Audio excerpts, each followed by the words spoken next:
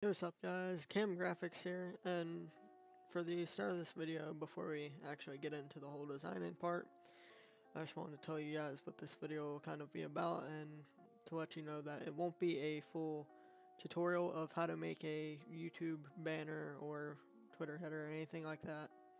It's just going to be assuming that you already kind of know the basics and talking about stuff that you may or may not know. A lot of you probably will know it, but some of you may not, and I'm here to help the people that don't know and just fill them in so they can become a better designer.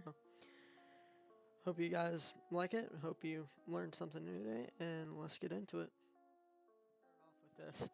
I'm not quite sure if you guys will be able to see my cursor. I'm not looking at the recording right now, but last time I tried to film a video like this, I had to refilm it because you could not see my cursor, and it just didn't work for the tutorial I was doing because you really needed to see where my mouse was currently at. But anyways, so the first tip for making YouTube banners or anything really of that sort is messing with the color and customization of your type. And what I mean by that is not like using the little effects button down here or anything like that. I mean like do it yourself. For example, I'm just gonna write out my name here. Do Cameron. Put in my green color. And then we're gonna size it up. I'm holding Alt and Shift. If you guys don't know about that, it keeps it the correct size. And put it right in the middle.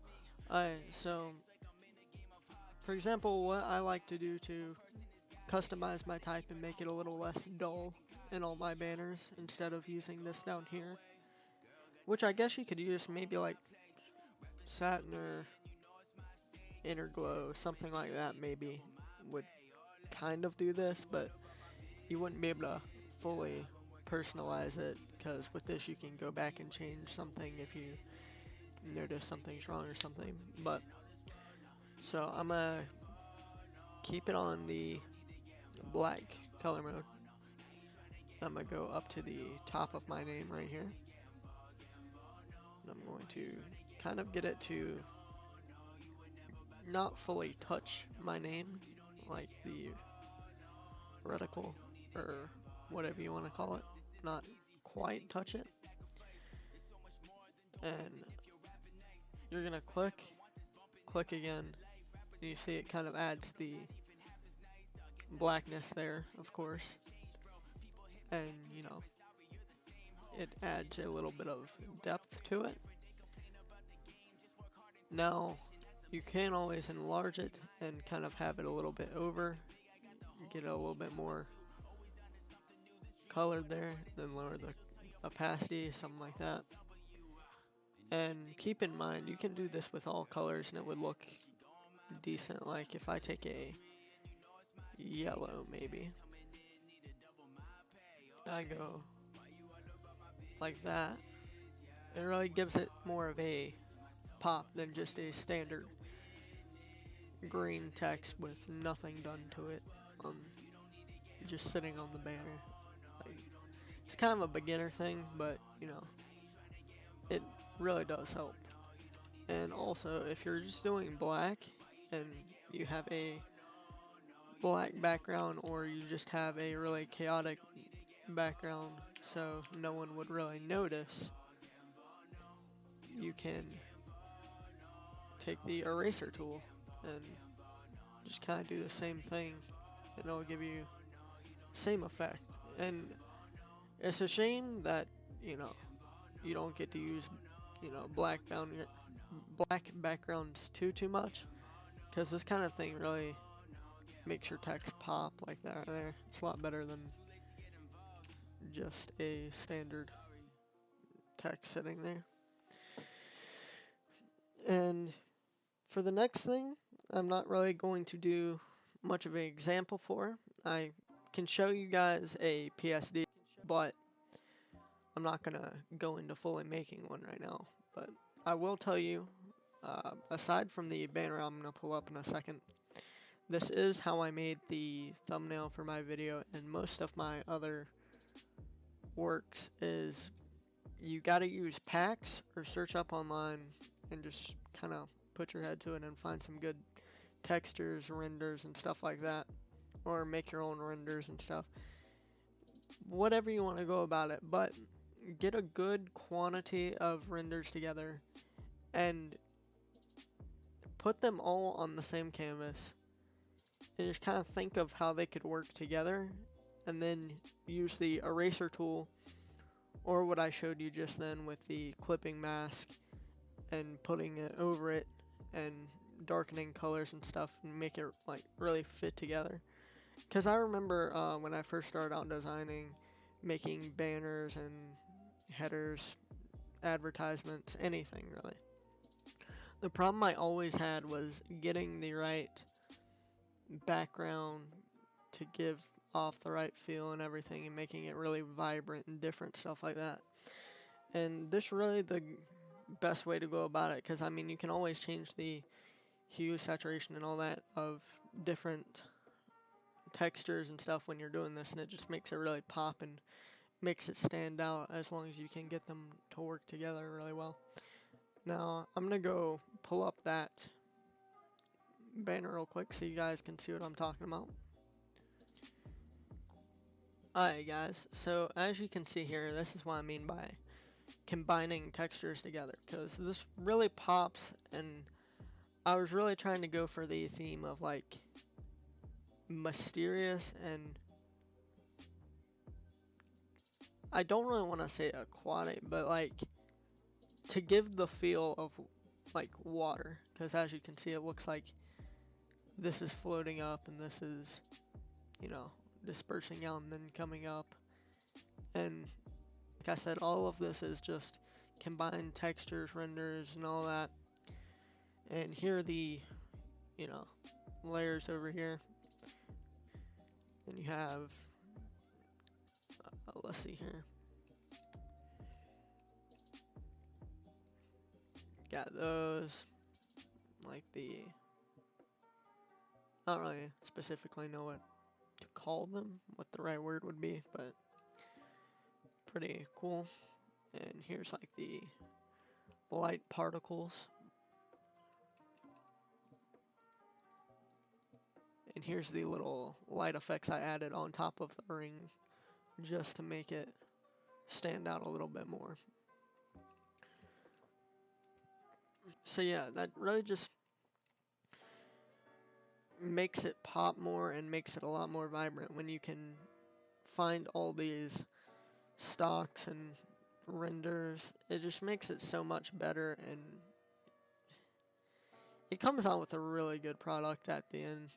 Like, of course a lot of people could get together a bunch of stocks and just throw them together, but the problem is trying to find a theme and make them good together. Because here I did a lot of different placements and variations for this banner, and this I wouldn't say was the best outcome, but it's what my client liked best. But you know, it's very nice, you know, and it's more of a duotone, and it's just really cool and helps your banner a lot rather than just being a logo with some text on top of a plain background, which there's nothing wrong with that, because you can always do the vector banners and make it like abstract and everything without using stocks and all that, and that's very cool too. I like doing that. But this is the one I really like going with, because like I said, it's very vibrant and it's the best way to get like a theme across, and it's pretty good in my opinion for when you're designing a banner. Now, the next thing I would really like to talk about is not particularly anything in Photoshop, but it's a program that you can get, and you can do this stuff really in Photoshop, but personally I like to do it in this program because you can, you know, download other people's presets, mess around with it yourself, and it feels a a lot less complicated and more fluent, I guess you could say. It's called Magic Bullet Photo Looks, and I'm going to go pull it up on OBS with this banner on so you guys can kind of see what I'm talking about. Alright, so I have it pulled up now, but before we go over to Magic Bullet, I'd like to get something across to you guys that kind of helps a lot with the, Magic Bullet photo looks. And like I said, you of course can do this all in Photoshop if you're that experienced and you kind of know what you're doing with like levels, curves, and different stuff like that. But to help out when you go into this program, uh, if you have a certain color for your work that you're going to mess with, I'd say you take a very soft brush and take the color, like here it's blue and purple or something, and just kind of course it wouldn't be there like under there, and just add like some color to it with the soft brush.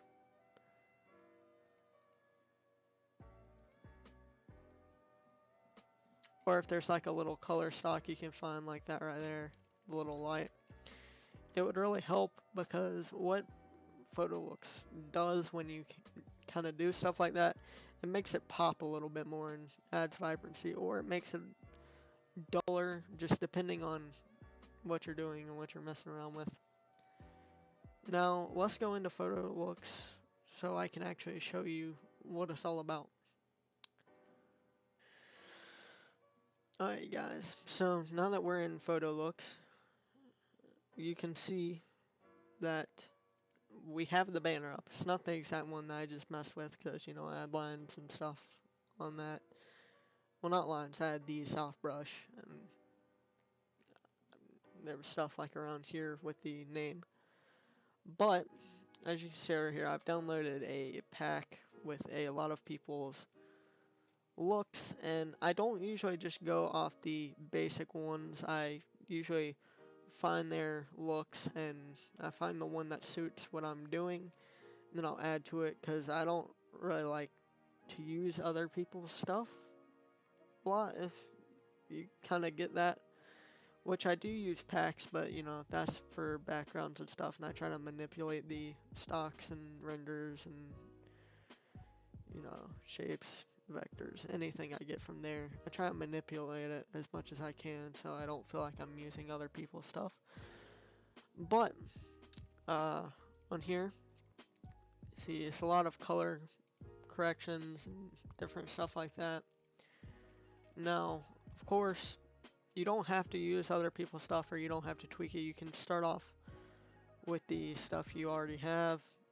Like, for example, let's just get rid of all of this. Let's go over here and let's find, so I'm not really going to mess around with all this stuff right now, but I will show you guys one easy thing on here that I really like to do, as long as it doesn't obstruct any of my text or anything like that, because then, it's less readable, and point of a banner and, all that is to get your brand across. So let's put the lens distortion on here, because I like to use this, and that's why I'm going to show you guys. See, you can do like the fisheye and different stuff like that, and it makes it a lot more interesting, I guess you could say, rather than just, that. But then mixed in with all the other filters on here and different effects you can do, it'll really make your artwork pop and stand out. It'll really help it. But I really like to use this, and I use it a lot, as long as it's not, as long as it's not like too dark, or dark is the message I'm trying to get across. It all depends, but I do like to use this, and I use it a decent amount. So if you're trying to get into design or already in design, you would probably already know this one, but I've seen people doing it so much, so I just really want to get it out there. Whatever you do, if you don't have permission, or you know, you don't see anywhere where it says free or anything like that, just don't take other people's stuff, please. Even if it says free and stuff, like, still kind of try to stay away from it. And I mean, there is legal stuff involved with that and everything else, but besides that, if you're going to be a designer, you need to start making your own stuff. It'll give you extra practice, and it'll really put you out there, because the more stuff you make that is quality will get out there and will reach people, and you'll eventually gain clients and, you know, just grow. Also, with taking other people's stuff, don't try to use other people's stuff and sell it, please. Like, if you have any plan to become a designer ever, and you're doing that kind of stuff, just stop. And I would prefer if you just didn't start or didn't do it at all, because, like, that stuff will catch up to you once you build your brand. And I think that's all I'm going to have for today, you guys. I will come out with more stuff for the series, and I do have more tips and stuff, but, you know, I'd like to kind of keep the episodes going, and when I learn more stuff, get out to you guys. But, you know, stay designing. See you guys in the next video.